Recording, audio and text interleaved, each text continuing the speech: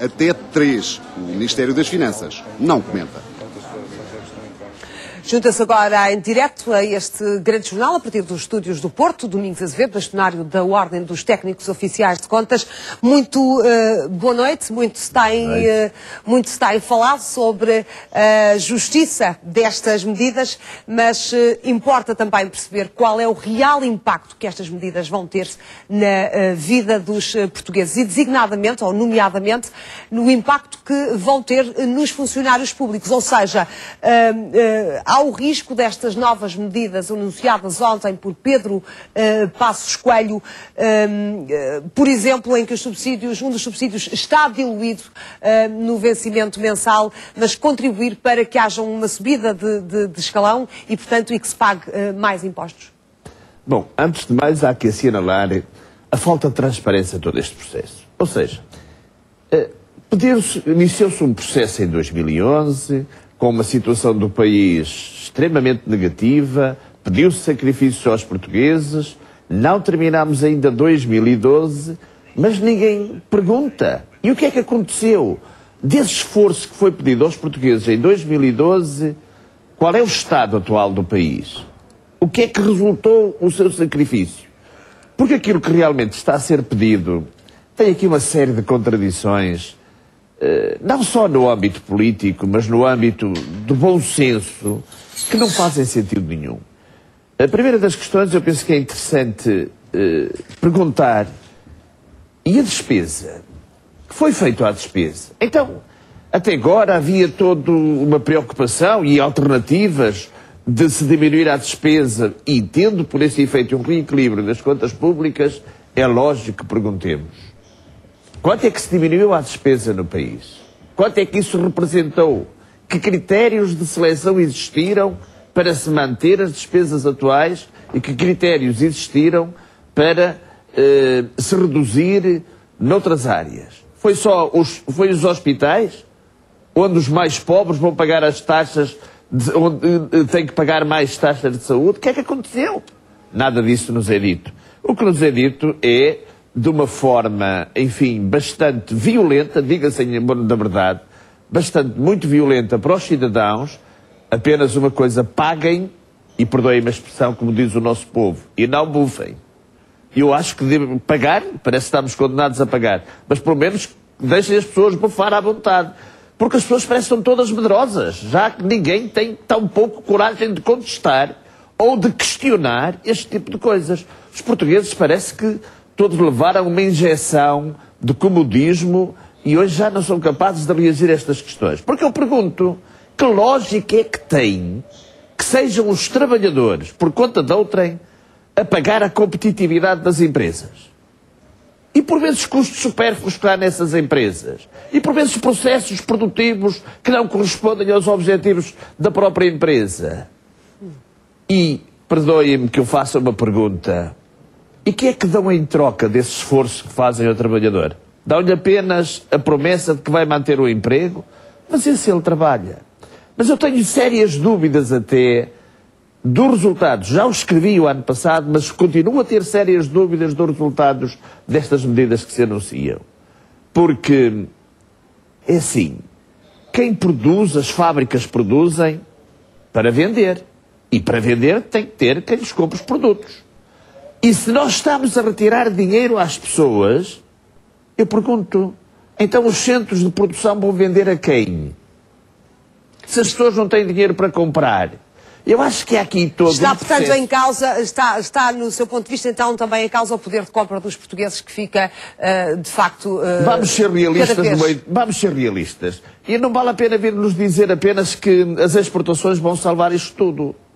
Evidentemente que as exportações ganham competitividade noutros mercados, a venda dos produtos portugueses. É indiscutível. Mas esses povos também estão com problemas nas suas contas. E mais dia menos dia eles vão produzir aquilo que têm necessidade, ou então vão naturalmente também fazer reduções. Ou seja, o crescimento económico e o reequilíbrio não pode fazer-se, na minha opinião, apenas com esta estruturação e com estes pensamentos que até hoje ele tem assentado, mas tem que ser noutros domínios, pedindo sacrifícios equitativos, que é aquilo que nós não temos, sacrifícios equitativos a todos, enfim, a todos os cidadãos, e às fontes de rendimento. Eu não sou funcionário público, mas sinceramente se fosse funcionário público sentir-me-ia maltratado. E sentir-me-ia... Eu não diria que sentiria vergonha de ser funcionário público, porque cumprindo a missão não há que ter vergonha, mas na verdade parece que há uma espécie de perseguição ao funcionário público. Será que... Domingos Azevedo, acha que estas medidas de facto vão ter um impacto na criação de mais emprego ou não? Primeiro, há aqui a questão do princípio que eu penso que é errada. Isto é, não faz sentido que eu coloque, sem que enquadre juridicamente esta questão, não faz sentido que sejam os trabalhadores a pagar, por isso, a reduzir os custos das empresas. E ainda por cima, num mecanismo que não faz sentido, mais uma vez, a lógica. Estamos a falar de 2.300 milhões de euros que saem das famílias para as empresas. Mas falámos em coisas muito mais complicadas. Falámos no uso indevido politicamente de um fundo que é autónomo, que se chama Segurança Social, por parte dos políticos e que ninguém se responsabiliza. É que o dinheiro da Segurança Social é de quem para lá desconta. E nós o que verificamos é que por vezes ele é usado fora deste contexto. Não é por este governo. Atenção. Tem sido prática dos diversos governos. Mas é necessário equacionar toda esta questão, porque se criasse um mecanismo de envolvência nos resultados deste esforço que é pedido aos trabalhadores, ainda faria um bocado de sentido. Agora, da maneira como está, perdoar-me-ão, mas na minha opinião, primeiro, não vai ter efeito nenhum na criação do emprego, porque como disse há pouquinho, se as fábricas produzirem e não tiverem quem lhes compre, elas não vão produzir internamente para os estoques. E por isso vão ter que não criar emprego, mas fazer um grande esforço de manter aquele que têm, ou então ainda diminuírem mais aquele que têm. Porque, como disse, se nós não conseguirmos o equilíbrio entre o consumo e as necessidades de produção, nós, evidentemente, que ouvir dizer que aumentar a taxa da segurança social por parte dos trabalhadores em 7%, que vai ser para criar emprego, eu, sinceramente, tenho muitas dúvidas quanto a isso. Quanto a este aspecto, eu penso que é interessante... E há questões de fundo que se colocam nisto tudo e que é importante. Quer dizer, é que eu penso que o governo era o momento ideal de falar nestas questões. Por exemplo, a transparência da vida pública, a organização da administração pública, a transparência perante o cidadão, porque se lhe pede sacrifícios, mas ninguém lhe dá nada em troca. Como é que o dinheiro está a ser gasto? Quais os critérios que estão na base disto tudo? E eu penso que começam a ser estes grandes desafios que se têm que colocar a Portugal e aos portugueses. E por isso, que é sempre fácil chegar à beira das entidades patronais e dizer: o senhor quanto é que paga? Paga 10? Então retenha 20 e dê lá só 80 ao seu trabalhador ou ao seu colaborador. Esta é a maneira mais fácil que há de resolver as crises, de resolver os problemas. E o que é que se passa? Qual é a consequência disto nas famílias? Vão continuar a vender as casinhas delas? Vão continuar a sacrificar-se? Não poderão ter uma perspectiva de futuro para os seus filhos? Que esperança têm as pessoas perante estas situações? Futuro é que lhes é apresentado muito, muito negro, e eu, sinceramente, como é que é dizer? Acho que, na verdade, no meio de tudo isto, os cidadãos têm direito a sentirem-se indignados. Eu, como cidadão, sinto-me indignado com tudo isto que está a acontecer. E, porquanto o direito à indignação, penso que é um direito que ainda não paga impostos, até ver, pelas descobertas que a gente vê aí na evolução recente, daqui a pouco choramos em casa e aparece-nos o fiscal a cobrar-nos os impostos. Por isso mesmo...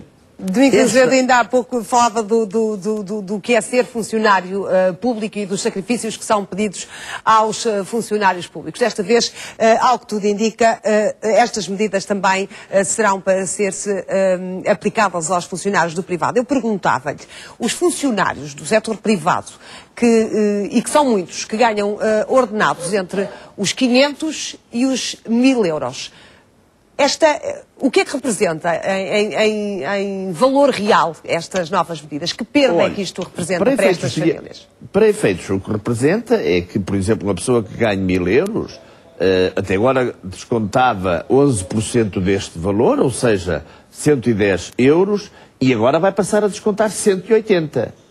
Por isso há aqui uma diferença mensalmente, estou a referir-me a valores mensais. Porque ela descontava 11% para a Segurança Social, passa a descontar 18%. 18% sobre 1.000 dá 180.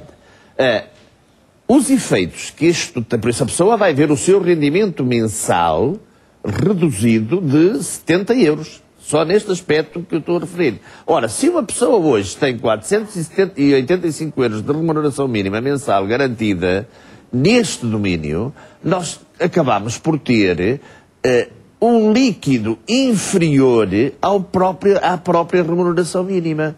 E isto vem implicar com uma série de princípios até hoje consagrados no nosso sistema, nomeadamente o mínimo de existência previsto no IRS, no artigo 73 do IRS, etc. É bom dizer que não terão grandes efeitos isto no que respeita à liquidação do IRS. Porquê?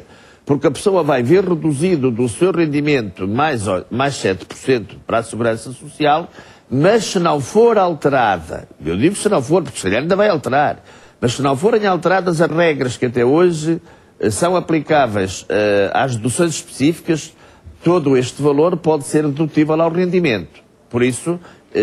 acabarão por receber de volta. Ou então acabarão por receber, depende, porque se não tiverem, por exemplo, retenções na fonte, imaginemos, por exemplo, quem tiver um salário mínimo nacional e não foi explicado como é que se vai fazer, como é que vai funcionar este decreto fiscal